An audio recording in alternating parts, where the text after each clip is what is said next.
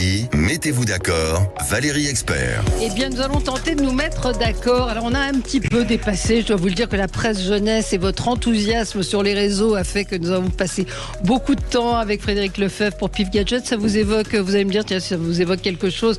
Aujourd'hui, pour commenter l'actualité, Jacques Miard. Bonjour Jacques, je commence avec vous. On vous entend plus. Maire de Maisons-Laffitte. Il est au téléphone, il travaille, il est dans sa mairie. C'est pas lui le fondateur de Pif Gadget? C'est vous le fondateur de Pif Gadget, Jacques Miard?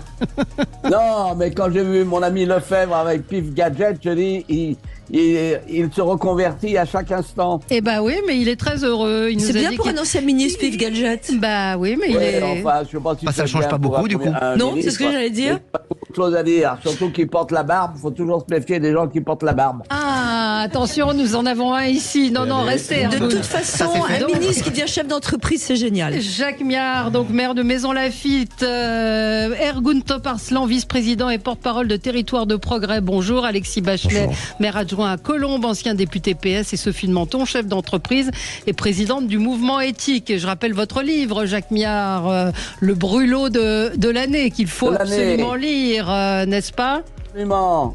Et je tiens à vous dire qu'il a un certain succès parce qu'on m'en redemande chaque jour. C'est vrai?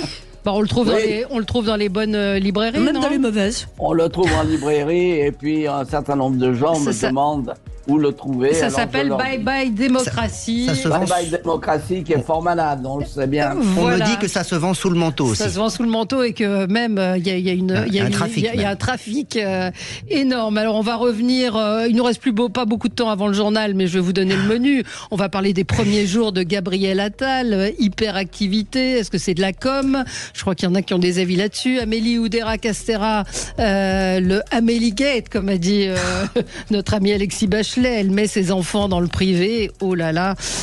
Macron donnera. Non, on va y revenir. Macron donnera une conférence de presse ce soir. Un tournant du quinquennat. Et Jordan Bardella largement en tête aux européennes. Tous ces sujets à suivre dans un tout petit instant. Avec vous sur Sud Radio. Sud Radio. Sud Radio. Parlons vrai. Parlons vrai. Sud Radio. Parlons vrai. Sud Radio, il est 11h. Parlons vrai. Les infos, Florian Lafont, bonjour. Bonjour à tous. La Réunion repasse en alerte rouge à cause du passage du cyclone Bellal. L'alerte violette, le plus haut niveau de vigilance, a été levé pour permettre aux secours d'intervenir. En revanche, pas de changement pour la population qui doit rester confinée aujourd'hui. Des vents à plus de 200 km/h frappent actuellement le territoire. Un sans-abri a aussi été retrouvé mort à Saint-Gilles. Emmanuel Macron réunit aujourd'hui les parlementaires de la majorité et ceux en présence du nouveau gouvernement Attal. Le chef de l'État qui tiendra une conférence de presse demain soir à 20h15. Un exercice auquel il ne s'était pas frotté depuis la crise des Gilets jaunes en 2019 et qui s'inscrit dans le cadre du rendez-vous avec la nation selon l'Élysée. Amélie Oudéa-Castéra, elle, reçoit en fin de matinée les syndicats d'enseignants. Rendez-vous qui s'annonce tendu pour la nouvelle ministre de l'Éducation alors que la polémique enfle autour de la scolarisation de ses enfants dans le privé. Aux États-Unis, les primaires du Parti républicain débutent aujourd'hui avec le caucus de l'Iowa. Les républicains de cet État du Midwest sont appelés à voter pour désigner le candidat de leur parti à la présidentielle. Donald Trump fait figure bien sûr de grand favori, mais la tempête de neige qui s'abat en ce moment dans cette partie du pays pourrait porter un coup à la participation de cette primaire. C'est un virement qui va faire du bien au portefeuille après ces fêtes de fin d'année. 9 millions de Français vont recevoir de la part du fisc aujourd'hui l'avance de réduction et crédit d'impôt. La somme de 634 € sera versée par personne en moyenne.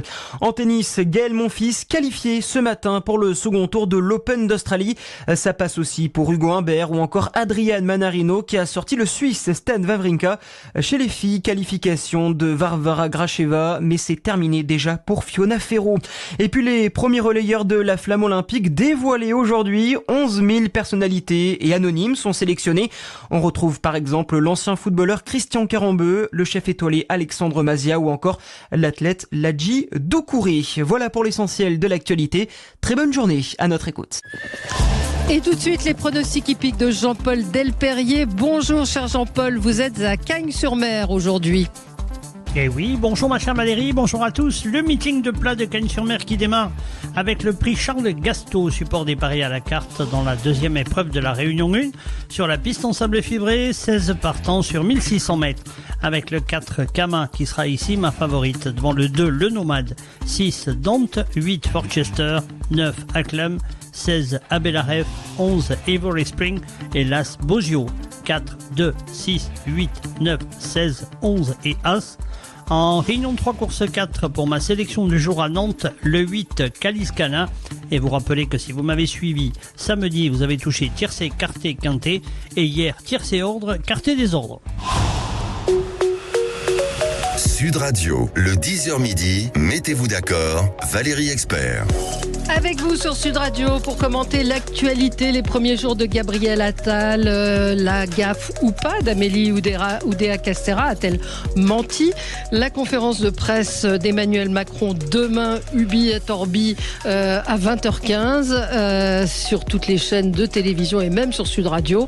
Et puis les européennes. Bref, j'espère qu'on aura le temps de traiter tous ces sujets avec aujourd'hui Sophie de Menton, chef d'entreprise, présidente du mouvement éthique, Alexis Bachelet, maire adjoint à Colombes, et vous avez été député PS, Ergun Treparslan, vice-président et porte-parole de Territoire de Progrès, et Jacques Miard, maire de Maison-Lafitte. Et je rappelle que vous avez publié l'excellent livre Bye Bye Démocratie, paru aux éditions Robert Laffont, le brûlot de l'année que vous brandissez devant les caméras pour ceux qui nous suivent sur Facebook ou YouTube. Alors on commence rapidement avec vos coups de cœur, vos coups de gueule. On va commencer peut-être avec vous, Sophie. On va faire assez rapide parce que je voudrais qu'on passe à l'actualité. Je vais faire rapide.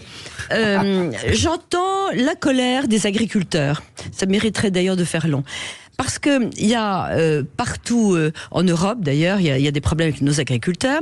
Il y a un livre formidable que je vous conseille. C'est écrit par Xavier Coste et c'est comment nous avons tué, en gros, l'agriculture de notre pays. Parce que ça fait des années que nous ne considérons d'abord surtout pas que ce sont des entrepreneurs. Hein. Un agriculteur, c'est un bouseux, c'est un éleveur, c'est non, mais ça a évolué, mais on ne les considérait pas comme ils sont aujourd'hui de vrais patrons. L'agro-business, ça existe. Pardon ? L'agro-business. Oui, mais on les considère pas comme tels. La preuve, c'est qu'ils sont négligés par le pays. Je pense que ils sont jamais, les Verts les laminent en ce moment. Dès qu'il se passe quelque chose, il y a une opposition des écolos. Et je trouve que il faut absolument qu'on prenne en considération, entendre cette colère qui monte. Je vous signale que on n'en parle pas tellement dans les médias. Dans tous les villages. On en parle toutes les semaines, nous, ici. Oui, nous. Oui. Dans tous les villages, c'est régulièrement sur le terrain. Je suis tout à fait d'accord. Voilà. Oui, mais Sud Radio, c'est exceptionnel. Oui, absolument. Donc, ils sont partout dans les villages. Et puis, ce qu'on oublie aujourd'hui, c'est que c'est très, très lié à l'industrie de l'agroalimentaire. C'est très lié aux entreprises en général. Or, à force de tout vouloir légiférer et mettre des règles partout, on est vraiment en train de perdre notre souveraineté alimentaire. On est en train de faire des aberrations au nom du climat qui fait qu'on va importer d'autres pays des produits que nous pourrions faire. Je pense aux vaches, c'est absolument incroyable. On est en train de lutter contre la viande bovine et puis évidemment les vaches dégagent du CO2. Et donc c'est n'importe quoi. On va faire venir tout des vaches d'à côté, quoi. Ouais. Et donc là aujourd'hui il y a un problème qui devient aux agriculteurs de plus en plus compliqué. Voir les Allemands qui sont en train aussi de réduction de notre capacité à produire des aliments en Europe, donc partout, ce qui va accroître notre dépendance. Je pense que c'est un problème qui n'est pas traité à sa juste valeur. J'ai fait court. Vous avez fait court. Vous êtes d'accord ? Oui, absolument. Pas vraiment. Mais on va pas faire le débat. Non, on va pas faire le. Bravo. Mais j'ai d'accord. Dans l'Union européenne va flinguer complètement la PAC française. Oui, ça fait 30 ans que tu dis ça, Jacques. Oui, mais oui, ça fait 30 ans qu'on la flingue. Continue, c'est pas grave, oui, ça change rien. Là, on arrive. Ouvre les yeux, Alexis. Oui. Oh là là, c'est les yeux grands ouverts. Alors titre, je précise le titre du bouquin de Thierry Coste, qui est le plan secret de nos élites contre le monde rural. Un excellent lobbyiste. Oui, c'est un très grand monde lobbyiste. Prépare une liste d'ailleurs. Voilà. Alexis, vous, c'est un coup de gueule sur l'Ukraine. Oui, alors c'était un coup de gueule parce que je suis tombé par hasard. J'ai vu que notre nouveau ministre des Affaires étrangères, Stéphane, non, je vais pas parler des fautes d'orthographe, hein, vous inquiétez pas, c'est pas. J'ai vu que ça faisait le buzz sur les réseaux sociaux. Si on avait le son. Je vais rester sur les sujets de fond qui sont quand même importants. C'est quand même l'action diplomatique de la France et de l'Europe par rapport au conflit ukrainien. Alors, il paraît que le déplacement avait été prévu sous Catherine Colonna et que finalement, c'est lui qui l'a honoré. Mais alors, quand on fait une visite quand même de ce niveau-là, c'est qu'on a quelque chose à dire. Et alors là, le moins qu'on puisse dire, c'est que c'est plus qu'affligeant. C'est-à-dire qu'il a fait la photo obligatoire avec le président Zelensky, hein, ça c'est tant mieux pour lui, il va mettre ça dans son album de famille, je pense que ça lui fera ses vieux jours. Mais enfin, quelle annonce ont été faites. Qu'est-ce que la France va engager? Aujourd'hui, on sait qu'on est dans un moment un peu crucial de ce conflit, où la situation militaire est compliquée. La Russie, visiblement, n'a pas l'intention de négocier pour l'instant, et les Ukrainiens, eux, ils jouent leur survie. Donc, qu'est-ce qu'on fait pour les aider? On aurait pu annoncer effectivement une initiative européenne. On aurait pu annoncer. La France avait été effectivement la première à envoyer des blindés légers. Aujourd'hui, on sait que les Ukrainiens, ils manquent de munitions. Donc, qu'est-ce que fait la France en particulier, qui est un fabricant d'armes et qui a les moyens peut-être aussi. Peut faire. Moi, je suis désolée, qu'est-ce qu'on peut faire aussi au niveau diplomatique, au niveau européen, dans cette situation où quand même, je le rappelle, c'est pas simplement un conflit entre la Russie et l'Ukraine, c'est aussi les frontières orientales de l'Union européenne qui sont menacées. C'est vrai, mais je me demande ce qu'on peut annoncer. On peut pas faire semblant indéfiniment. J'ai une amie diplomate qui m'a dit, j'ai suivi le déplacement. Voilà, je vous lis ce qu'elle m'a dit. J'ai suivi le déplacement de ses journées à Kiev. Ses propos sont vides de sens. Il a simplement transmis le message de Macron. L'Ukraine reste notre priorité pour préparer son déplacement. Franchement, est-ce que ça valait une visite? La priorité, c'est de trouver une solution diplomatique et d'arrêter les conneries. Bah oui, mais bon, la visite. Les conneries. La visite. Qu'il n'y a pas de solution militaire. D'accord. Alors Ergun je veux bien que tu sois un bat en guerre, mais tu vas dans le mur. Non, toi tu capitulerais devant les Russes. Moi, je suis pas d'accord. C'est l'erreur de capituler. C'est l'erreur de capituler. On n'a jamais dit ça. Aujourd'hui, ça revient à laisser envoyer quelques blindés légers, ça n'a pas de sens. Les Russes occupent 17% du territoire ukrainien. Est-ce qu'on accepterait, nous, qu'un de nos voisins nous envahisse et occupe 17% de notre territoire national? Jacques, tu laisserais 17% de ton territoire aux Italiens, aux Espagnols ou aux Allemands? Il faut arrêter les conneries. Il ne faut pas faire semblant de pouvoir faire quelque chose. C'est un va-t-en-guerre. De cette manière, tu fais des guerres par proxy et c'est toute la jeunesse ukrainienne qui passe à la trappe. Qui a déclenché la guerre? Qui a envahi l'Ukraine? Qui a envahi l'Ukraine le 24 février 2020? Et diplomatique. Ouais. Bon, Ergun, un mot? Non, malgré tout, il ne vous aura pas échappé qu'il y a des élections aux États-Unis où un des candidats qui est favori a clairement dit qu'il serait prêt à retirer son soutien aux Ukrainiens. Et donc le fait de marteler que dans le monde occidental, il y a aussi des pays, et je pense que c'est un message important de Stéphane Séjourné, il a rappelé que la France s'engagera dans la durée aux côtés des Ukrainiens, parce que malgré tout ça nécessite des engagements financiers et militaires. Et le rappeler, c'est pas quelque chose à minimiser malgré tout. Parce que demain, après les élections américaines, on peut se retrouver dans un autre contexte et des Ukrainiens qui seraient laissés face à la force de l'armée russe sans trop de moyens. Et dans tout ça, je pense que pour l'Union européenne et pour la France, c'est important aussi de rappeler ce soutien-là. Alors, on va un petit mot quand même si c'est anecdotique, sur la manière dont s'exprime le ministre des Affaires étrangères avec 4 fautes de français en l'espace d'une minute. C'est quand même assez lamentable parce qu'on peut dire ça arrive, non ça arrive pas. On peut pas dire sur le plan. Vous avez entendu ou pas, Jacques Miard, vous qui êtes attaché à la langue française? Écoutez, je vais vous dire une chose, c'est que je ne vais pas écouter véritablement cet individu comme étant la voix de la France. Non. Je crois qu'il est là parce qu'il était le copain d'Attal. Non, il a été, paraît-il, très efficace au Parlement européen. Il a créé un groupe avec plusieurs partis de pays différents. Le Parlement européen, c'est efficace? Non, on rigole ou quoi? Non, mais dans sa filière. Voilà. Bon, allez. Enfin, je crois qu'il ne faut pas. Non, on va pas épiloguer. On va pas épiloguer. Et Ergun, vous aviez un coup de cœur. Un coup de gueule, c'est un peu surprise. Et puis un clin d'œil pour un documentaire. C'est ça, ouais, je voulais un peu évoquer le remaniement avec l'arrivée de Rachida Dati, où il y a eu une grosse confusion, une cacophonie, et une surprise dans le camp des Républicains. On a appris qu'elle a été exclue, elle qui était présidente du Conseil national, et on a appris aussi qu'elle resterait présidente du groupe Changer Paris au Conseil de Paris. Tout ça montre encore une fois le décalage que peut avoir dans les partis politique par rapport au centre de gravité politique et à l'attente de nos concitoyens. Et encore une fois, les Républicains ont montré qu'ils ont pas tiré les leçons de ce qui s'est passé ces dernières années, ce qui est plutôt inquiétant. Moi, j'espère qu'il y a il y a un retour à la raison avec une stratégie qui viserait à aller vers un accord gouvernemental s'il le fallait, mais éviter ce genre de théâtralité qui glorifie pas le monde politique. Et mon coup de cœur, c'est le documentaire d'un des intervenants ici, Alex Darmon, qui est passé hier sur France 5. Il a passé 3 ans auprès du ministre de la Justice, Éric Dupond-Moretti.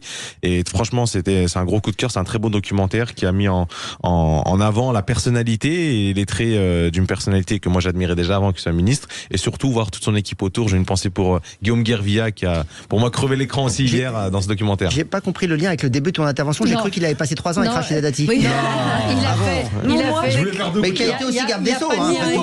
Il a fait un coup de cœur pour le doc d'Alex Darmon, effectivement. Oui, mais qu'est-ce qu'il dit, ce document? Qu'est-ce qu'il veut dire? Il explique, ça s'appelle le ministre qui ne devait pas l'être. C'est-à-dire qu'on voit la transformation, la coulisse finalement des images assez rares d'un homme qui est avocat et qui devient ministre de la Justice, qui dit j'aurai une parole libre, et puis qui se rend compte que c'est pas tout à fait possible, et comment un avocat se transforme en politique. Et s'adapte. Et est-ce qu'on montre les déviances quand même de nos magistrats? C'est-à-dire, là c'est encore autre chose. Ça c'est un autre documentaire. Mais on en parlera plus tard. On se retrouve dans un instant, et Jacques Merle, vous aurez votre coup de gueule qui va nous amener sur notre débat sur les premiers jours de Gabriel Attal. À tout de suite. Sud Radio, votre attention est notre plus belle récompense. Vous êtes auditrice de Sud Radio depuis longtemps, Michel, ou... Depuis 6 mois, je connaissais pas votre radio, et je me suis dit, tiens, là au moins il y a des journalistes qui posent des questions qui concernent vraiment notre vie de tous les jours. Sud Radio. La marche ou le vélo. Sud Radio, le 10h midi, mettez-vous d'accord, Valérie Expert. Avec aujourd'hui Jacques Miard, Ergun Toparslan, Alexis Bachelet et Sophie de Menton. On va parler des premiers jours de Gabriel Attal, 5 visites en 5 jours. On va parler d'Amélie Oudéa-Castéra qui scolarise ses enfants dans une école privée pour cause d'absentéisme. Réel ou supposé. Réel ou supposé, on va y revenir, polémique. Jacques Miard, c'est une réflexion que vous avez sur Matignon. Mais en effet, mais auparavant, avec votre permission, je voudrais répondre à Ergun en lui disant qu'en matière de théâtralité, je crois que véritablement l'annonce de Rachida Dati, c'est quand même, je dirais, le summum. Car la qualité d'un politique, c'est la cohérence. On ne peut pas vitupérer, sulfater la Macronie comme elle l'a fait, et ensuite, toute honte bue, entrer au gouvernement. C'est de l'incohérence, et elle le payera très cher. Après... Alors maintenant, je viens à ce qui se passe à l'hôtel de Matignon, qui est, je dirais, la nouvelle agence de communication de l'appareil d'État. Oui. Car, effectivement, jusqu'à présent, on voit que ce jeune Premier ministre, vous savez, le jeunisme, ça n'a jamais été une solution à la politique. Ce jeune Premier ministre va à droite, à gauche, et ne s'occupe pas de ce qui devrait être, je dirais, les problèmes de la France. Ce matin, le Figaro parle de la sécurité, de la dette, des écoles, etc. Et il va à droite, à gauche. Il est tout à fait légitime qu'à un moment, il s'est rendu sur les fameuses inondations du Nord. Mais on voit bien que ça signifie quoi?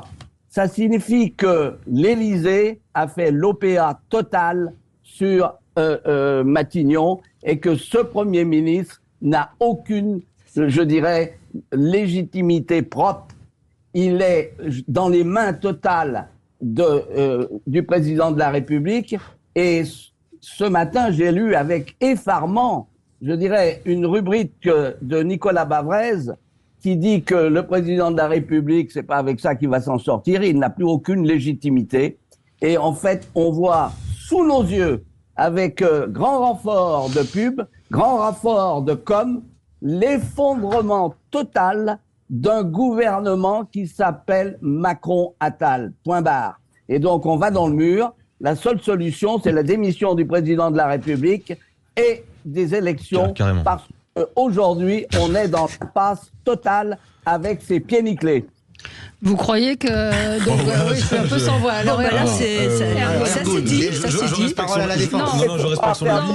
Mais comme seule solution, je suis pas sûr. Non, mais vous n'êtes pas dans la demi-mesure. Mais c'est vrai qu'il y a beaucoup de communication autour du gouvernement resserré, de ce jeune ministre. On a parlé de sa jeunesse, de Rachida Dati, qui a été une sorte de Big Bang médiatique. Est-ce que on voit plus une ligne se dessiner, à votre avis, un cap, ou ce qu'attendent les Français? Alors c'est vrai qu'il a fait 5 déplacements en 5 jours sur des sujets qui intéressent les Français tout de même, hein. Un commissariat, une école. Il ne s'occupe pas de la constitution de son gouvernement. C'est l'Élysée qui le fait. Alors la constitution du gouvernement, c'est effectivement, évidemment il y a l'importance de l'Élysée. Il y a aussi à prendre en compte les attendus d'une majorité, parce que c'est une majorité qui est plurielle, hein, avec le MoDem, Horizon et une aile gauche qui est qui est pas totalement satisfaite. Donc il y a aussi encore des négociations en cours. Mais pour autant, si il fallait marquer le coup de ce changement, qui est quand même un changement historique, on a le plus jeune Premier ministre de l'histoire. Il faut que ça se ressente aussi en matière de ressenti et sur le terrain. Et ces déplacements, ces présences, elles ont été, pour moi, été nécessaires. C'est vrai qu'il y a des personnes qui sont amenées à connaître un peu plus Gabriel Attal. Je suis sûr qu'il va surprendre beaucoup de monde. Mais pour autant, on va être très attendu, surtout sur les résultats. Et les résultats, c'est dès le mois de février, le prix de l'inflation alimentaire. Pardon ? Alors, laissez-le terminer. Une agence de com. Oui, mais... Oui, l'agence de com, à un moment donné, il va falloir rendre des résultats, et nous, on pense que cette équipe sera la meilleure pour ramener des réponses rapides dès le mois de février aux Français. Alors. Quand on est cocu, battu et content, c'est génial. Bon. Je n'ai pas le droit de rire. Mais c'est plutôt drôle. Ça vous fait rire. Ouais. Alexis. Ergun, je t'adore. Alexis Bachelet. Oui, bon, après, on peut être un peu dans l'outrance, et puis on peut aussi essayer d'analyser les choses en disant que c'est le changement dans la continuité, parce que certes, il y a un casting qui évolue. Derrière le casting, je pense qu'il faut décrypter le message politique, hein. Derrière Gabriel Attal, le numéro 2 du gouvernement, c'est Bruno Le Maire, qui vient de LR. C'est Gérald Darmanin, qui vient de LR. Mais qu'est-ce qu'il la personnalité, le poids lourd qui rentre au gouvernement, c'est Rachida Dati, comme l'a rappelé Ergun, elle présidait le Conseil national de LR. Donc il y a quand même un message politique qui est plutôt à droite toute. Et c'est logique. Pourquoi ? Parce que le gouvernement n'a toujours pas de majorité à l'Assemblée nationale. Attal ou pas Attal, Dati ou pas Dati, c'est pas le sujet. C'est pas. Pardon, je suis désolé de faire un cours de droit constitutionnel. C'est la question que je posais. À mon ancien collègue Jacques Miard, mais il connaît la Constitution sans doute même mieux que moi. Mais enfin, quand même, sous la Ve République, certes, l'exécutif est puissant, le président de la République a beaucoup de prérogatives, mais enfin, la loi, elle est votée au Parlement. Alors vous me direz, il y a les outils du parlementarisme rationalisé, le 49.3, etc. Mais enfin, le gouvernement quand même est passé plusieurs fois, et en particulier sur le projet de loi immigration, près d'un accident. C'est-à-dire il a même d'ailleurs été battu sur certains votes, et il n'est pas incertain que demain une motion de censure arrive et passe. Donc le message, c'est d'aller chercher, draguer les 67 députés LR, même parfois d'aller chercher des majorités de circonstances avec le Rassemblement national, comme sur le projet de loi immigration, pour, si je puis dire, permettre au gouvernement de continuer à gouverner. Parce que ou le centre-gauche. Si, à moins que j'ai mal lu la Constitution, mais Jacques Miard peut me corriger si je me trompe, hein, un gouvernement sans majorité au Parlement, c'est compliqué. On peut pas faire grand-chose. C'est compliqué. On dit notamment sur les lois de finances. Un projet politique qui soit pas celui de la com. Et je dirais, parce que ça me rappelle la phase. Oui, mais la com, c'est l'écume, Jacques. Il faut rester sur les sujets de fond. Rien ne change. Justement. Voilà, la politique du gouvernement, il faut que tout change. C'est ce que je viens de dire, c'est le changement dans la continuité. Vous remarquez que je suis très sage, que je ne coupe pas la parole. Oui, Sophie, on t'admire ce matin. Alors, je voudrais, moi, signaler que on vit de com, qu'on peut le déplorer, que c'est navrant. Qui fait la com, excusez-moi aussi, c'est quand même la presse qui va se jeter sur une phrase, qui en fait des kilos, c'est la presse. Et les gens écoutent ou n'écoutent pas. En fait, ils se foutent complètement de ce qu'a dit la ministre qui connaissait pas sur l'école de ses enfants. Bon, premier point. Deuxième point, vous êtes aussi en train de raisonner, pardonnez-moi, mais sans bon sens pratique. Je veux dire, de toute façon, la bêtise des LR qui a viré instantanément Rachida Dati fait que ça fait encore une division de plus. Me dites pas que le gouvernement est à droite, parce que de toute façon, maintenant ils vont faire l'impossible pour emmerder Rachida Dati. Donc on a les LR. Je suis pas sûr. En tout cas, ils l'ont viré. Moi, je me serais précipitée en disant quelle chance, le gouvernement va un peu à droite. Je veux dire, ils n'ont aucun bon sens, c'est du marketing. Là, non, ils l'ont viré, ils prennent les roues trajets. Ils excluent, mais qu'ils continuent à exclure, comme ça on n'aura plus les LR, on sera tranquille, il n'y aura plus du tout. Mais c'est grave. Quant à Rachida Dati, oui, elle s'est contredite. J'aimerais que vous me citiez. Écoutez Attal, écoutez Macron, qui se contredit d'un jour à l'autre sur certaines positions même internationales. Je crois que la politique Donc c'est un gouvernement oxymore. Oui, c'est vrai, mais il faut savoir une chose, c'est que par exemple, je réfléchissais au en même temps. Le en même temps est inéluctable d'une forme de pensée, de raisonnement et de réponse à la complexité. On a en même temps envie absolument de défendre l'Ukraine et on a en même temps envie qu'on arrête les morts et les guerres.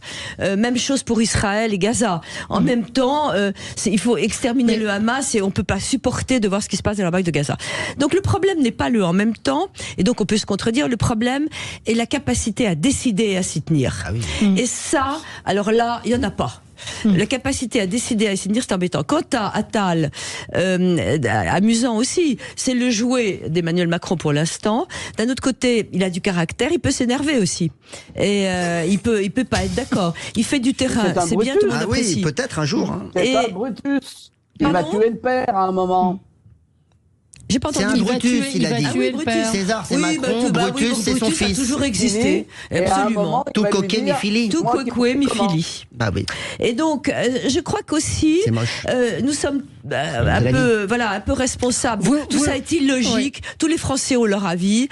Il y a un gouvernement. Moi, Rachida Dati, je suis assez bluffée parce que la culture d'entreprise, elle a fait des trucs à sa mairie du 7e où je suis. Ah oui, avec Renault, elle a gagné un bon contrat. Elle faisait des salons du livre, etc.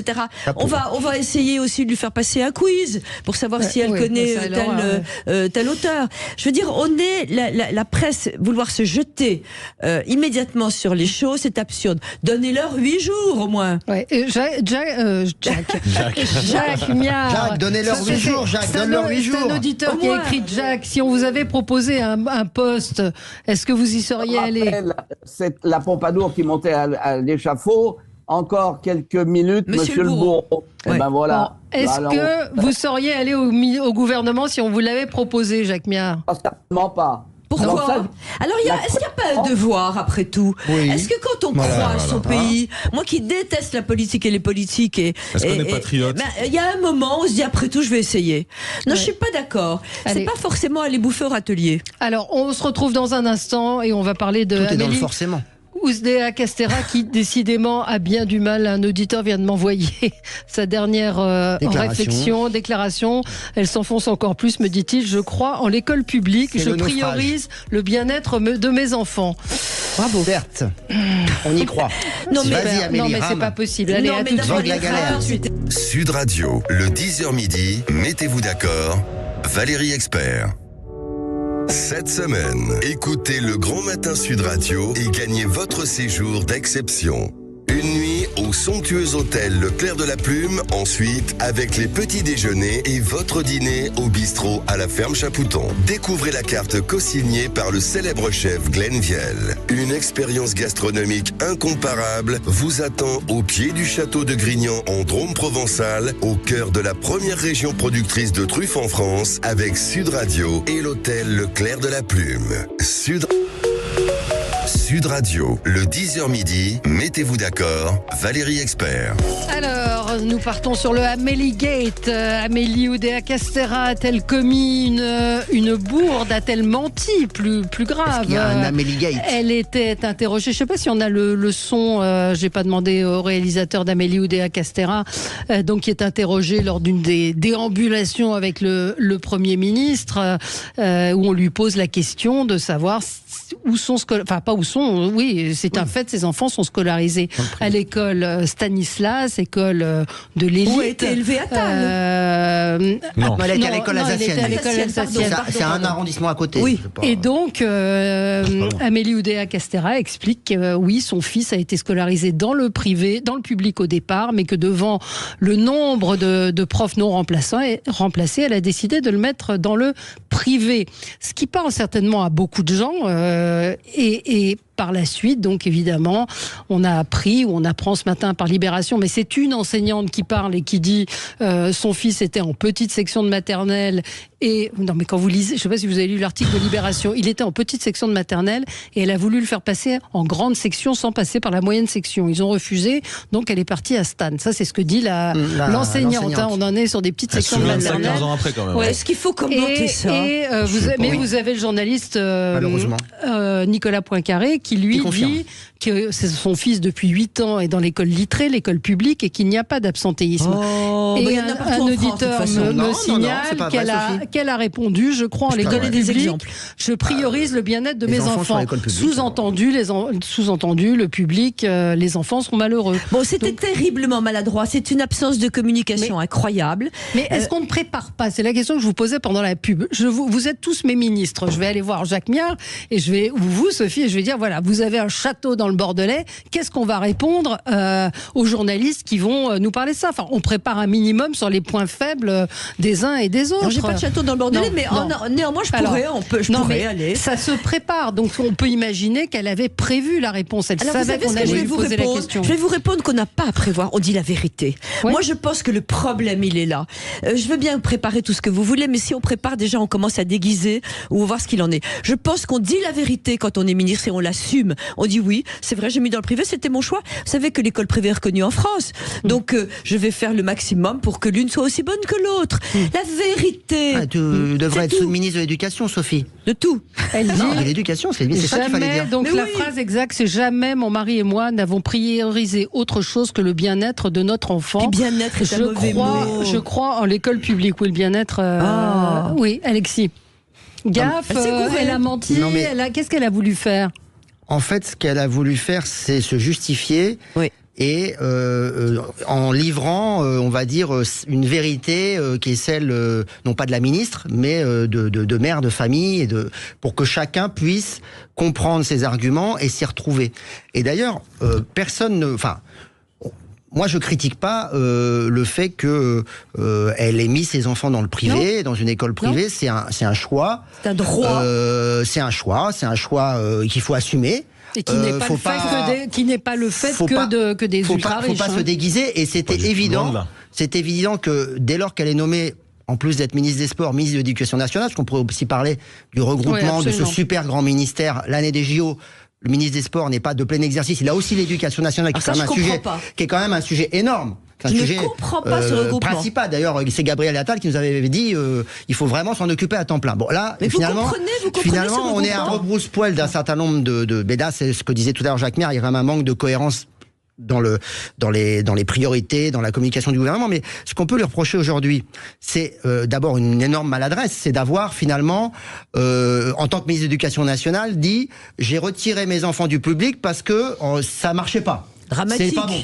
Et que le bien-être de mes enfants, il est dans le privé, il n'est pas dans le public. Donc déjà, ça rallume un peu des mauvais souvenirs de guerre scolaire. Il faut jamais opposer le public et le privé. Donc déjà, c'était une énorme maladresse au départ. Mais en plus, elle a rajouté qu'effectivement, c'était spécifiquement à cause de l'absentéisme. Et ça se vérifie, pardon. Ça se vérifie. On peut vérifier que à telle année, dans telle classe, il y a eu des faillants. Et là, visiblement, ce qui remonte des enquêtes journalistiques, parce qu'il faut quand même pas nous prendre pour des pimpins, on peut vérifier quand même ces choses-là. Quand une ministre, ça devient une parole politique, si c'était... elle n'était pas obligée de dévoiler ça. Personne ne l'a obligé à dire c'est pour cette... c'est mon choix, j'ai la chance d'habiter à côté de Stanislas, je l'assume. Voilà. Et d'ailleurs, on est dans un pays, comme l'a dit Sophie, on est une démocratie, les gens ont le choix, il y a l'école publique, il y a l'école privée, chacun est libre de faire son choix. Et non, elle a décidé de se lancer dans une opération de justification dans laquelle elle se prend visiblement les pieds dans le tapis, puisque après un certain nombre d'enquêtes, mais on verra à la suite, il semblerait qu'en fait, il n'y avait pas de problème d'absentéisme, que son enfant est resté très peu de temps, 6 mois, dans l'école publique, et que donc, non seulement elle a un petit peu fragilisé l'institution qu'elle est censée défendre, mais en plus, elle le fait au prix d'un mensonge Oui. Et ça, franchement, c'est pas normal. Elle a fait pire que ça. Elle a dit qu'elle l'avait mis à Stan parce qu'elle habitait rue Stanislas. Mais c'est pour elle que c'est dangereux. J'espère qu'elle a déménagé, mais je trouve qu'elle allait dire, elle a dit j'ai mis mon enfant à Stan parce que nous habitions la rue Stanislas. Mais pourquoi dangereux, c'est ça que je veux. Donner son adresse privée à la, enfin je sais pas. Où elle habitait à l'époque. Jacques, elle a monté sur le Titanic et elle coulera avec. mais comment comprendre une maladresse comme celle-là? Ça se prépare, vous savez. Quand on fait de la com, Valérie, justement, on doit être. On s'en mêle les pattes. On s'appuie. Voilà. Oui. Faut dire la vérité. Ergun, comment vous le comprenez? Alors je sais pas, je rentrais pas dans le débat de vérification de mensonge par mensonge, c'est un peu. Non, mais sur la réponse, parce que beaucoup ont dit, finalement, elle a dit ce que ressentent beaucoup de parents ou le constat qu'on fait des parents. Sans problème. Après, ça serait pas ma première prise de parole. J'aurais préféré commencer en rappelant l'importance et les enjeux de l'école publique. Elle a pas eu le choix. Si elle voulait mettre le doigt sur les problématiques d'absentéisme, il y en a un gros, ça se passe en Seine-Saint-Denis, ou sur la scolarité d'un enfant, c'est 1 an de scolarité en moins à cause de l'absentéisme des profs, pardon. Et donc du coup là, ça aurait pu avoir un volet politique qui m'intéresse beaucoup plus. Et pour le coup là, on a des vrais enjeux et comment on fait pour lutter contre cette discrimination, cette inégalité sociale là. Voilà. Pour le reste, on parle quand même d'enfants, de sujets qui datent d'il y a 15 ans, ça reste des adolescents maintenant. Un petit peu de prudence dans tout ça. Et puis, une auditrice me dit, je ne vois pas ce qu'il y a de scandaleux. Elle a peut-être accepté ce poste en espérant pouvoir faire quelque chose pour le public, qu'il faut bien l'avouer, dans un état lamentable. C'est vrai que ça. Bien sûr. Moi, j'ai entendu beaucoup de réactions de gens qui disaient, au moins elle dit les choses une championne, elle est formidable. Non, mais ce à quoi sont confrontés beaucoup de parents. Moi, ça a été mon cas. J'ai mis mes enfants dans le public parce que j'étais profondément attachée au public. Il y a un moment, vous vous dites, c'est plus possible. Le niveau des profs, la mixité sociale, elle est beaucoup plus présente dans le privé que dans le public. Elle vient d'être nommée ministre. Ses enfants doivent être adolescents. Elle a le droit de. Enfin voilà, c'est pas parce qu'elle est prof, pas parce qu'elle est ministre de l'Éducation que ses enfants doivent être dans le public. Enfin, encore une fois. C'est Valérie. C'est pas ça le sujet, Valérie. Alors, Jacques Méard. Oui, je voudrais dire qu'il faut éviter, parce que ça c'est sérieux, et je me félicite qu'Alexis ait dit qu'il ne s'agit pas de rallumer la guerre scolaire. Absolument, surtout pas. Il faut effectivement stabiliser le public. Ces questions, beaucoup de parents se plaignent des absences d'un certain nombre de profs, et ça passe par une rémunération, une motivation des profs, et malheureusement, là, elle s'est pris les pieds dans le tapis. Mais de grâce, il faut savoir aussi que dans les établissements sous contrat avec l'État, le service public est assuré avec les mêmes principes. Faut jamais l'oublier, les profs étant payés par l'État, il faut qu'ils assurent le même service public. Donc, il ne faut pas opposer public-privé, ce serait une catastrophe. En revanche, il ne faut pas, je dirais, se prendre les pieds dans le tapis en racontant des fadaises. Et c'est là où elle a péché, point barre.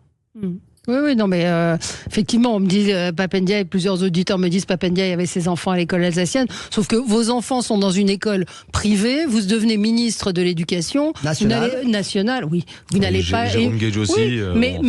Oui, Jérôme Gage qui fait tout un dégagement et qui. Voilà. Mais en même temps, vous l'avez rappelé, l'éducation, l'école privée fait partie de l'éducation nationale. Évidemment. Mais c'est pour ça qu'elle a voulu prendre les devants. On a l'impression qu'elle a voulu se justifier de quelque chose dont on aurait pu l'accuser.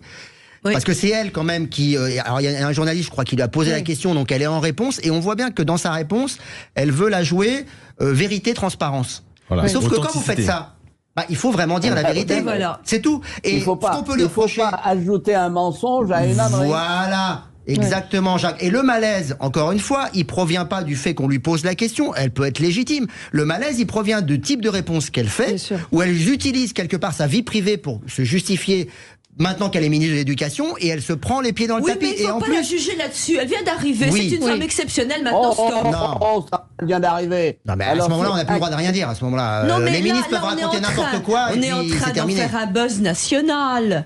Elle a dit cette phrase. Il y a un objectif politique aussi derrière. Il veut déstabiliser très vite ce gouvernement. Oui, mais donc c'est pour ça. Je dis que n'oublions pas la femme qu'elle est, une grande championne qui a été une bonne ministre des Sports. Je pense, moi, en tout cas, que mettre ces deux ministères l'année des Jeux Olympiques, on est tombé sur la tête d'un point de vue tombé sur la tête. C'est pas de sa faute. Et travail santé, ça vous choque pas? Travail et santé, j'étais en train d'y réfléchir au sein d'éthique, évidemment, car nous avons eu Régis de Castelnau qui nous a chanté. De plus en plus dans les entreprises, nous sommes indirectement en charge de la santé mentale, psychique, physique de nos salariés. Il faut les mettre en télétravail quand ils sont un peu fatigués. On a été obligés pendant le Covid, on a fait beaucoup de choses. Donc, il y a l'absentéisme qui est un problème majeur. Il y a les médecins qui font des arrêts de travail à tire-larigot. Et donc, je me suis dit que il y a un lien en tout cas entre travail et santé. Et peut-être que si on le jouait intelligemment, ça pourrait résoudre des problèmes. Oui. Ouais. Alexis? Moi, je crois surtout qu'il faut revenir sur le sujet de fond.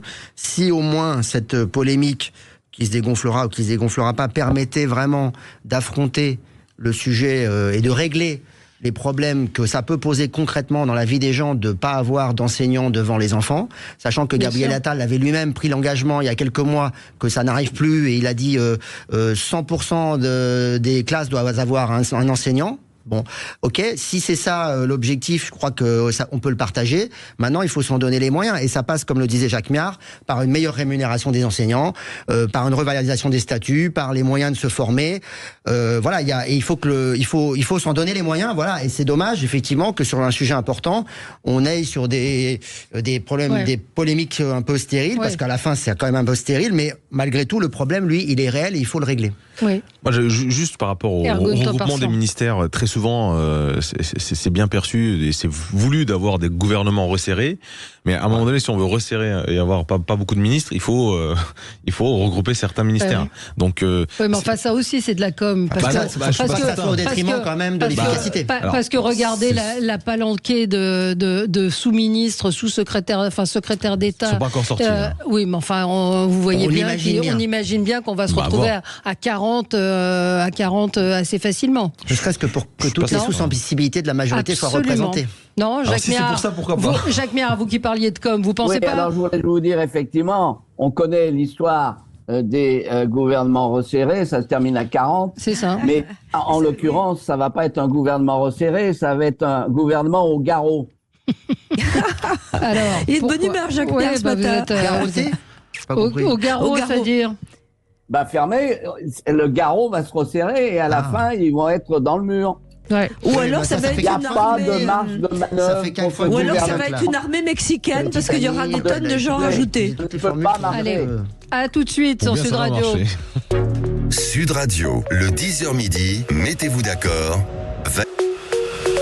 Sud Radio, le 10h midi, mettez-vous d'accord, Valérie Expert. Avec vous sur Sud Radio, bon voilà, Alexis Bachelet est très en forme. Vous parliez de la com. Oui, il ne faut pas dire c'est des amateurs, ils y connaissent rien en com. Ils payent rubis sur l'ongle des agences.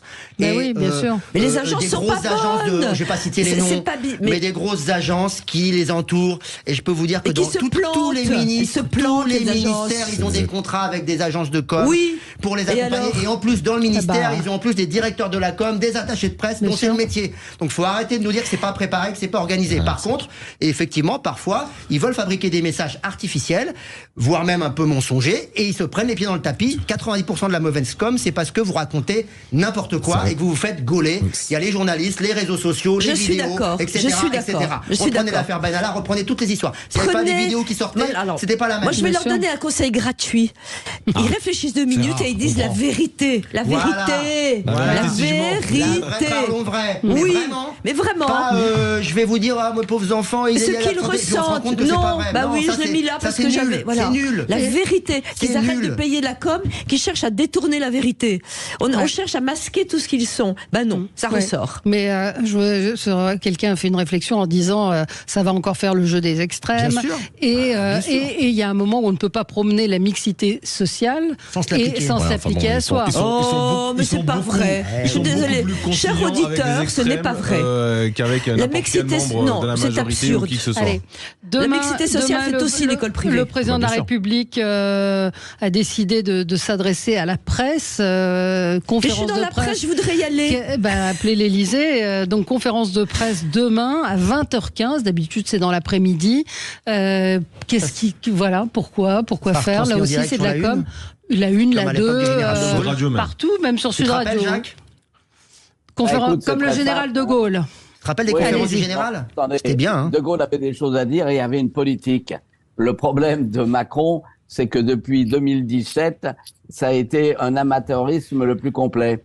Donc, c'est aussi simple que ça. Et donc, il faut bien voir qu'il est décrédibilisé et que les Français n'ont plus confiance dans le locataire de l'Élysée. Donc on va voir, je suis sûr que ça va être un beau pathos, il sait s'enflammer, il risque d'être coincé de temps à autre, et puis on passera à autre chose.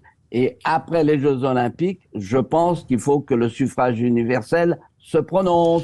Oui, mais là, il faut qu'on s'en sorte. Donc il faut arrêter. C'est pas visiblement à l'ordre du jour. Donc qu'est-ce qui va se passer? Pour assurer Jacques Méard, la cote de popularité du président de la République se porte plutôt bien malgré tout, et très souvent après ces prises de parole, les sports. On n'a pas les mêmes années, ça. C'est possible que on n'ait pas le même avis, mais il est vrai qu'il a eu après ses vœux et ce remaniement en début d'année, vu les échéances qui nous attendent à très très court terme malgré tout pour un calendrier politique, cette prise de parole elle est attendue. Et il y a beaucoup d'interrogations qui se fait notamment dans l'opposition sur le discours de politique générale qui va venir après. Et le fil conducteur de tout cela, je pense qu'il est essentiel aussi de mettre quelques repères.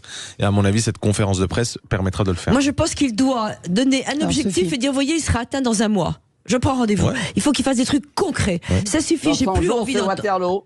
Non mais en même temps, honnêtement, cette conférence de presse, elle interpelle parce que Ergun a raison. Normalement, il y a un nouveau Premier ministre qui, à la rentrée parlementaire, doit faire un discours de politique générale. Oui, malheureux. Donc, quelque part, ça conforte un peu la thèse de Jacques Méard qui dit Attal, c'est juste la marionnette de Macron.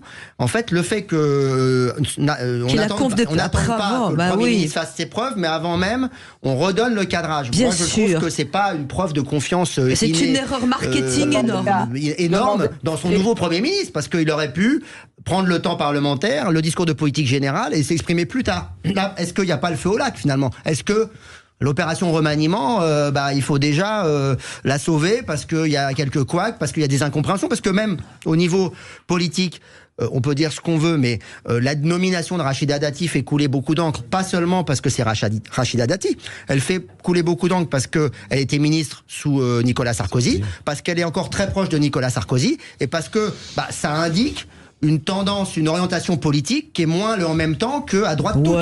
Et donc, si, Sophie, il faut arrêter de... toute façon, elle va se faire bouffer par les intermittents du spectacle comme tout le monde. Non, Rachida Dati, c'est une politique, elle a des convictions de droite, ça se respecte, mais ça donne une orientation politique, et peut-être que le président va venir nous rappeler que non, l'ADN du macronisme, c'est pas ça. Et je pense que Rachida Dati sera pas forcément, l'orientation culturelle qu'elle donnera, sera pas forcément du tout à droite. Parce que c'est aussi un symbole. Ouais, ils n'ont pas fini de vous surprendre. Ouais. Pardon ? Elle nous surprendra, je pense. Mais elle nous surprendra, j'en suis sûre. Cette conférence de presse, effectivement, une semaine avant le discours de politique générale de Gabriel Attal. C'est incompréhensible. Même pas. Là aussi, c'est quelques jours. Ouais. Donc ça doit être la semaine prochaine. Jacques Méard. Il faut aussi concevoir qu'il n'y a pas de flouze, comme on dit dans les banlieues. Il n'y a pas d'argent. Et là, il y a un problème réel qui est comment on finance tout ce que Macron distille à longueur de temps. C'est ça le problème. Et Alexis a raison. Il faut demander à Philippe ce qu'il a pensé justement de la conférence de presse avant qu'il ne s'exprime à l'Assemblée. Absolument. C'est l'OPA totale de l'Élysée sur Matignon. Point barre. Bon, il y a un seul ministère qui peut réagir, et c'est le ministère des Finances. Et il peut taper du poing sur la table, il n'a plus rien à espérer. Bah oui. Et il est le responsable d'une augmentation de la dette de 712 milliards. Bravo. Et d'ailleurs, ça interpelle mais il y a eu le Covid. Sur certaines annonces de Gabriel Attal qui reparle des baisses d'impôts pour les classes moyennes. Mais enfin, baisser les impôts quand on a déjà une dette abyssale et un déficit annuel colossal, c'est quand même juste du grand n'importe quoi. Ceci dit, il y a un objectif qui est plus palpable. C'est l'objectif du plein emploi qui, malgré les réformes de l'année dernière, ne suffiront pas. Il faudra préparer d'autres réformes. Il faut diviser le temps de chômage par 2. Le ministre des Finances l'a dit. Et ben voilà, donc ça, il faut le mettre en œuvre et l'articuler. Et le ministre des Finances qui a un périmètre beaucoup plus élargi. Ce qui remonte de l'économie aujourd'hui est catastrophique. Avec le chômage le plus bas depuis 40 ans, on peut pas dire ça. Tu vas voir ce qui va se passer. Toutes les opérations d'aménagement immobilier, d'amélioration sont arrêtées en raison de la cherté des taux. Ce n'est pas faux. Ça, c'est pas faux. Donc, sauf il faudrait changer de politique monétaire et retrouver ce qui a fait la fortune de la 4e République, le franc. C'est les avances du Trésor à l'État pour les investissements. Il ne faut rien avancer à l'État, c'est fini ça. En raison de l'absence d'investissement. Et puis l'État ça va pas très bien pour les PME, et l'État d'ailleurs a prolongé le remboursement des aides que les PME avaient eues au moment du Covid, car ils sentent bien que ça va pas bien. Alors il y a beaucoup de conventions qui ont été signées avec les régions, notamment qui investissent énormément dans les territoires, et les budgets de toutes les régions ont été augmentés, notamment en termes d'infrastructures. Donc je suis pas certain que l'État se retire de tout ça. Il y a de forts enjeux, notamment sur les transports dans toutes les régions qui sont attendus. Et après les Jeux Olympiques, on aura d'autres chantiers très territorialisés. Il faudra, puisqu'on a les financer. Et les départements les budgets ont été votés normalement l'année dernière. Les départements sont en faillite et les régions vont avoir de grosses difficultés. Les investissements publics des collectivités territoriales a chuté de 20 points. Oui. Absolument. Oui, puis ça va encore chuter parce que les collectivités territoriales, elles ont aussi l'impact de l'inflation, le coût de l'énergie. Et dans toutes les communes, les factures ont explosé. Il faut changer de politique. Est-ce qu'on pourrait finir sur une note positive? Oui, Sophie, allez-y. Je voudrais avoir espoir dans une politique culturelle nouvelle. Je voudrais que Attal tape du poing sur la table et que le président de la République n'ose pas le virer et qu'il suive un peu son énergie. Je voudrais qu'on serre les cordons de la bourse. Je voudrais qu'on diminue les prestations à Pôle emploi. Ils y travaillent, le gouvernement, Sophie. Ne vous inquiétez pas. Il est bien à droite maintenant, donc ça devrait aller. C'est pas ce que j'appelle une note tout à fait positive. Si, j'y crois. Bon. Non, le président a dit que 2024 serait le millésime français. On espère que ça le sera. Merci à tous les quatre. Merci à vous. Dans un instant, c'est André Berkoff qui sera avec vous. Très bonne journée. Sud Radio. Sud Radio. Parlons vrai. Parlons vrai. Sud Radio. Parlons vrai.